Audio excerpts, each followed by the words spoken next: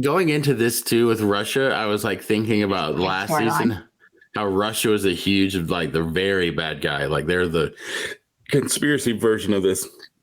And I was just thinking, I was like, well, that's a different coming into this year, not just because Russia doing what, but it's also, but because Russia, we also, in those conversations, people have a lot of different perspectives on Russia. You progress, you know what I like, you know, different opinions. And I was like, that's weird. How are they going to handle them? Like, it just seems like a weird. And then this year, the Russians are sort of like, yeah, they're not really up to much. They're just like poking this thing they found. And the United States government is the one that's horrible. Like we're the ones like torturing people that like U.S. like soldiers, like and citizens, and like just shooting this whole. And it seems like no one in the U.S. government is any good. You've got the one team that's looking for Elle and torturing people, and then you've got the other team who's found Elle and they're torturing her as well. So they're all bad people. Like why don't you guys just get together? Because I don't see the ideological divide here. I don't actually know the difference between those two groups for me. Right.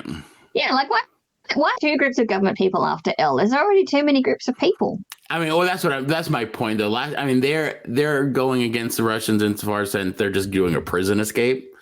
But the last season was very much like, let's got to get those Ruskies. They're like, you know, it was like Red Dog kind of thing. And this year they're like, just any governments are bad, actually. So don't even worry about who they are. You're like, oh, okay. I guess it's just, it's really intense. Yeah, which is also true. But yeah, I feel like because every year we just talk about the things you have to do in every season. Every season we have to figure out how to bench Elle because she's too powerful. Every season we have to figure out some kind of subplot for the grown-ups because the dynamic doesn't work if they have grown-ups helping them. Because it's the Goonie vibe. Like no matter how many weird things happen in this town, they can't seem to ever convince people. I do sort of like that about the Satanic Panic. They just send the grown-ups to Russia. Where like the kid sees the thing happen, you're like, here's what's happening. Well, that's cool. In some groups of people, they'll turn what they saw towards whatever they already believe. But that's why I feel like they're going to kill Eddie because their plan, none of their plan involves clearing Eddie's name because there's no way they can clear Eddie's name, and they might defeat Vecna. But people are going to think he did all this stuff still. Right. Which was a dumb thing for them to even pretend to be doing. They can't clear his name because everybody thinks he already did it. And unless there's another serial killer in the flesh that goes, no, I did this. We caught the real guy. It's like, you can't just, because with all the stuff that's happened there, people are like, weird stuff. It's cursed. It's like, guys, they think the big spider attack. I thought that scene on the lake was going to be. I thought it was going to be like, the guys see that Eddie doesn't actually physically hurt anyone, so they're not Eddie. But it was like the opposite. Well, Eddie was there, so obviously they think he's worse. Yeah. So he's a warlock. And it's like, oh god, no! I didn't make it better. Are the guy that's the sheriff now and the other cop have always been there? Are they not aware that supernatural stuff happens? They act like, it's probably just some crazy kids. Like demons. You guys were there. You saw the stuff. They saw the dogs and stuff. Well, the whole thing. I saw a comment online that was like, what cop in the 70s isn't believing in the Satanic Panic? Yeah. Because the whole thing, even though the kids are all almost like 25 now in real life, the premise is still like grown-ups can't help because they won't believe us. Even though there's like 3 seasons of most of the grown-ups having experienced the shit themselves. So you've got the 2 cops, the deputy dipshit, who is like the dipshittiest deputy character I've ever seen in a show. And then you have like the dad. That dad only had about 4 lines. Like the he's my favorite character. Well, he's the one that I came up, even though he's not from an 80s movie, he's the one that we coined the term from because he's like written to be that. And this time he had like 5 lines and they're all horrible. They're like, why don't you arrest these kids? Why don't you? I was like, basically the dad from Nightmare on Elm Street 2. He's the one that called the FBI. What are you doing? You did that with firecrackers. Like everything is just, maybe these kids need to go to jail. Like, where's some respect. Yeah, he's horrible. That guy is so funny. Yeah, that guy's awesome. I love I did like how they just ignore him though. Like he's saying all these rude things, and his wife's just like, ignore him, eat the pancakes. Like, well, the parents are all to blame here, though, because they have that rally where the one kid comes up and starts handing out flyers with their kids' names on them, saying, we got to hunt these kids down. And not one of those parents steps up to go, excuse me, point of order. Yeah, afterwards maybe they get up and go, do that? Maybe we, yeah. Instead, they're like looking around like, yeah, I can't believe my child's in one of those kinds of groups. It's like, say something. Like, they're literally like calling your children murderers in front of the whole town. Speak up, man. But also, nobody turns to the parents of those children and says, please account for this behavior. Like, they normally in that situation, the first thing they would do would be like, turn to the parents and be like, well, this is your kids. What are you doing? But they don't. They don't put two and two together. The rest of the crowd doesn't put two and two together. The parents don't say anything. They just look concerned. They're just too busy getting pitchforks. I feel like, together. Remember, this thing got started because this, like a lot of these shows that are movies that are coming out now, it seems that are bigger. They started before the pandemic and then stopped and then rewrote a bunch of stuff. So there's a lot of things like the Satanic Panic, which they kind of hit, but even like, Robin liking that girl, that seemed like very weird, like initial hits they never touch back on. Like in the other seasons, if Robin liked that girl would be a part of the adventure somehow, and that's how they'd get to know. I mean, that's how it's always hopefully worked. They'll still try and draw that in. I mean, they might put a book in on that, like right at the end, where she asks her out or something. But it feels like there were some little bits in here, like some of those things was like too much at, like you said, Lynn. There's like so many plots. Some of them feel like and they're like, we don't care about that anymore. Let's just get to the. Yeah, too many characters is what's happening. Like they spent a lot of bring in some more people. I was questioning the validity of that early plot line where it's like, oh, Elle's being bullied and she's lying about it. Yeah, I was about to say the same thing. She hit someone with a roller skate. And I'm like, looking back, I'm like, why did they have that? Oh, clearly they were trying to show that Elle is very violent and maybe she did kill all those kids. But that's the only time they ever, like, the show felt like... You've already seen Elle be violent. I guess, but we never see that girl again. It's like that's basically the resolution to that conflict. But I gave her a concussion and that was that. Yeah, but in Stranger Things fashion, she'd be a part of the journey, and she learns, oh, Elle's really cool. She saved my life. Like, what I'm saying is, that part is the only part of the show felt slow as hell, is that first episode when they're like, we see 4 scenes of Elle getting bullied. All they had to show was that one class scene where she presents that diorama. It's so, you feel so bad for her. And that's it.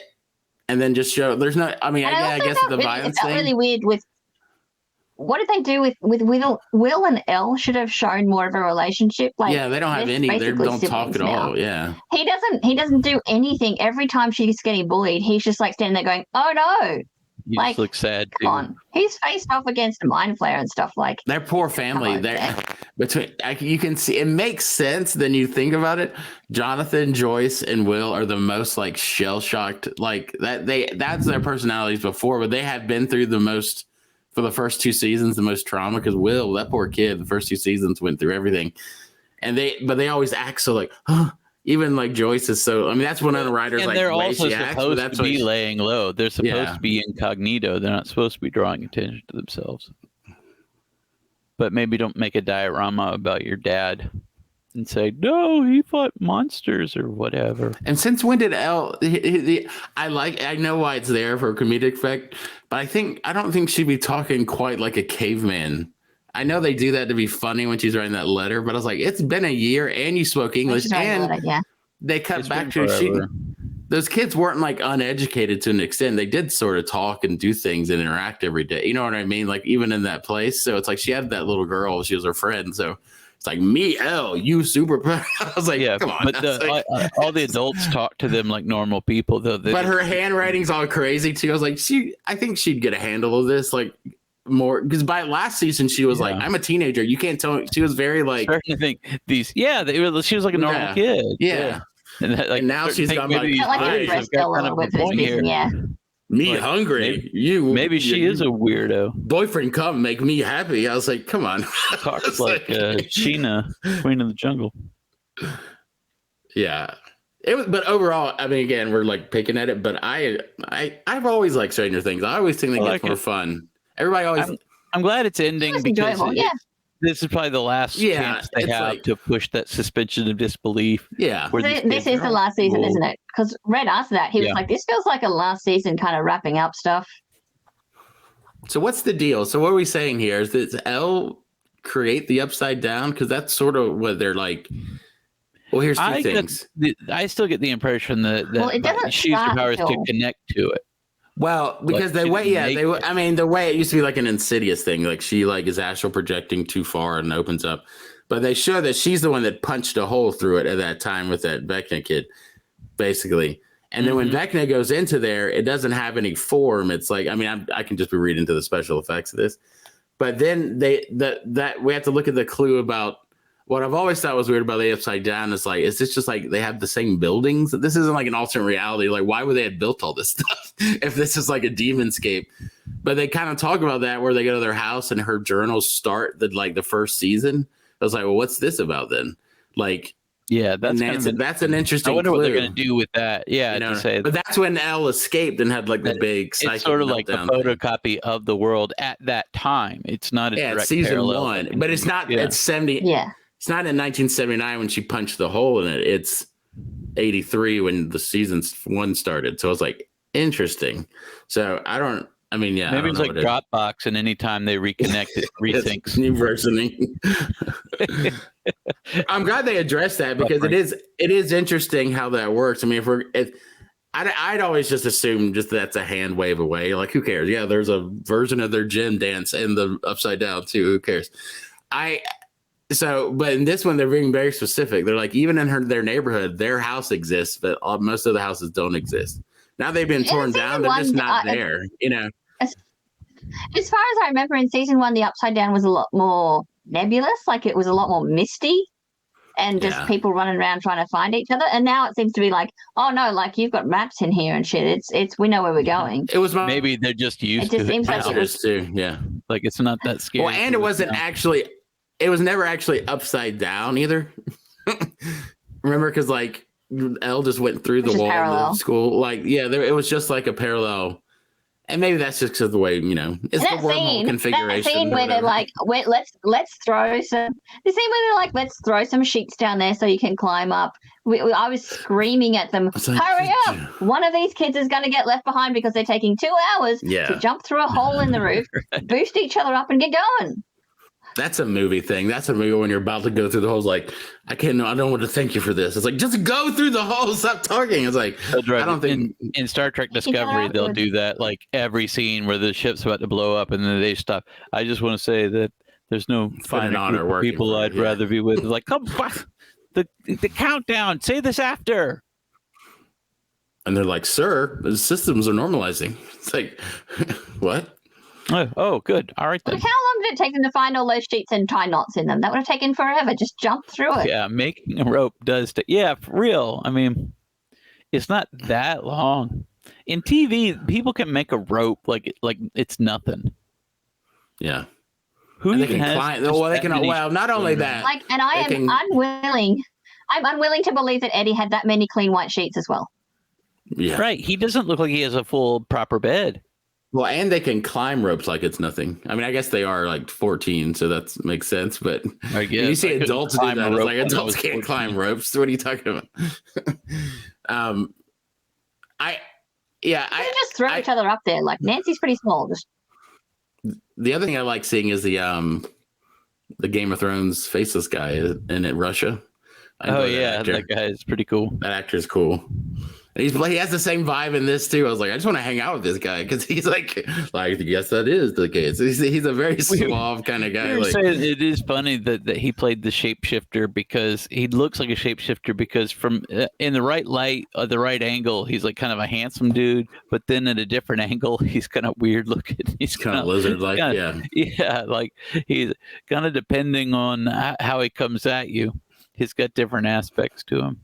I like that. Maybe it's just his weird mustache also contributes to that. I kind of like how they're showing that because he wasn't double crossing him. It's like, everybody's just trying to get their own thing over here. Like, it's like a free for all. You know what I mean? Everybody's backstabbing everybody. Subplot. I thought that was. I like that they didn't just give Hopper back.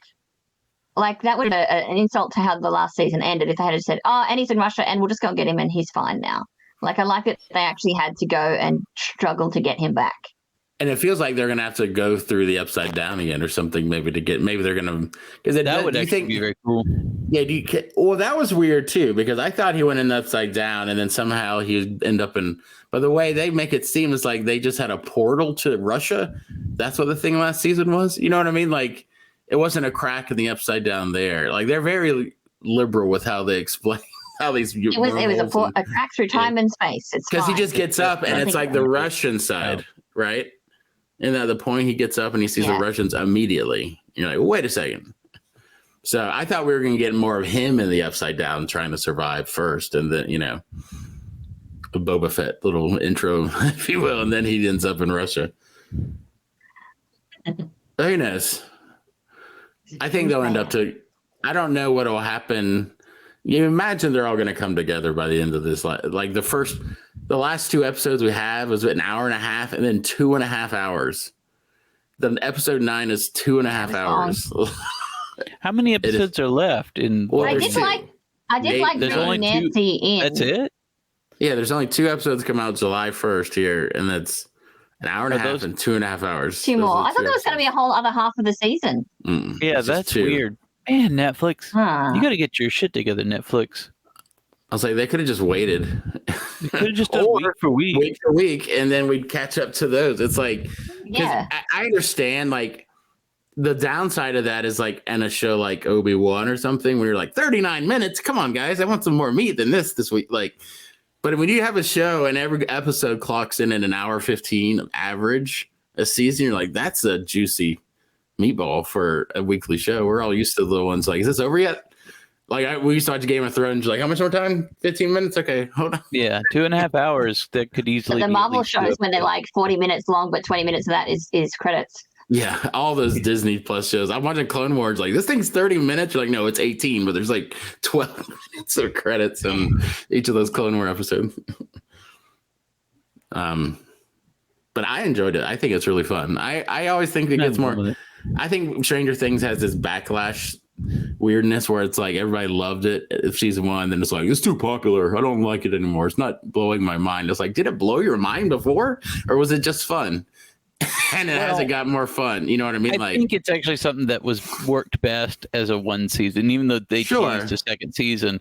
I think all of the concepts, like the had enough gas for that 1 season, and the rest we're enjoying it, but it's not going to have anything new to add. I think for the seasons, it's a repetition of concept. I mean, I don't think it was like as high art in the first season though either. So I mean, I think it's just always been a fun 80s movie. Like, it's been a fun and it's still fun to watch. I don't think the quality's any less. And it was weird going into that scene where they're like going to take 8 prisoners and tackle you got 8 of you and you're going to fight this Demogorgon. I was like, easy.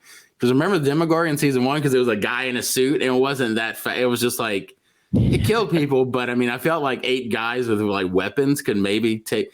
And then they start that scene. It's like, oh, CG Demogorgon. Never mind. He's like jumping and doing flips and stuff. I was like, oh, we didn't do this. I had an issue with some of the CG. Some of the CG in this season wasn't great. Like the bit where she pushes him, the bit where she pushes the Psycho number 1 guy through the wall. Initially, she starts pushing him, and his skin starts coming off and going black. And I thought, that looks cool. Excellent. He's going to be that monster on the other side. He gets to the other side and he's him again, and then he starts getting hit by lightning. Yeah. And then the bad CG happens. That's a weird shot if you watch it again. Just kind of pushing through the wall, and then if you watch that scene again, I was like, this is just ways. He goes through there and he starts happening, but he's not fully transformed yet. It's a weird shot as like an effect shot, because I think it feels like, hey, yeah, and they're like, oh, screw it, just cut away to him. It's a thing. It's like they end it too. They're like, we don't even want to pay for the rest of this. Him. He's like halfway transformed. On his skin, and you're like, okay. And they're like, and then boom, it's him. It's like, oh, and they didn't even look like him as much. I really felt like the actor playing the creepy character was way creepier than whatever. Oh yeah, whatever. He stuff is. They put He's on him. awesome. He was creepy enough as it was. He's good great. in the makeup too. I like they've got a Freddy Krueger vibe going on. Well, I think they should have gone a little more mythology. I think it'd have been creepier if they went a little less Swamp Thing, which he looks exactly like, and more. Yeah. They should have gone more spindly Freddy Krueger-y with him, like a skinny guy, like, you know what I mean, like that would have been creepier, and kept a lot of his actual face. Yeah, because he's a creepy guy, and if you make him, he's so good at being. They should have done the Freddy Krueger thing, which he's like a he's emoting really dude, well. and it's kind of creepy. It's like a goblin kind of guy, you know. Well, it was great because he's such a good actor. Like, as soon as he turns up in her memories and he starts saying sleepyhead, and you're like, oh, this guy's something wrong with this guy. He's creepy. Yeah.